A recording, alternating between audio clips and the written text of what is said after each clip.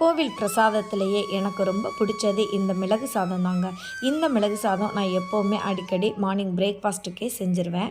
இந்த சாதத்துக்கு கண்டிப்பான முறையில் ஜீரக சம்பா மட்டும் இருந்தால் தான் அதனுடைய டேஸ்ட்டு ரொம்பவே சூப்பராக இருக்கும். உங்களுக்கு தேவையான அளவு அரிசி எடுத்துக்கோங்க. எப்பவும் ஊற்றுற தண்ணியை விட கொஞ்சம் ஒரு 1/4 பங்கு இந்த சாதத்துக்கு தண்ணி கம்மியாக தாங்க வைக்கணும்.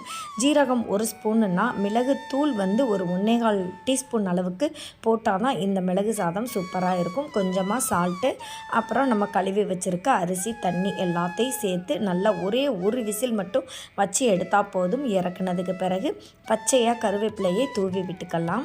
நான் இன்றைக்கி இதோடு சேர்த்து குட்டி குட்டியாக ஊத்தப்பம், நெய் ஊத்தப்பம் ஒரு 4 மட்டும் எடுத்திருக்கேன். இந்த மிளகு சாதத்துக்கு தேங்காய் சட்னியும் ஊத்தப்பத்துக்கு மல்லி சட்னியும் வச்சு சூப்பரான காம்பினேஷனில் இன்றைக்கி என்னுடைய பிரேக்ஃபாஸ்ட்டை நான் முடிச்சிட்டேன். இதே மாதிரி நெக்ஸ்ட்டு சூப்பரான ஒரு வீடியோவில் பார்க்கலாங்க. பாய்.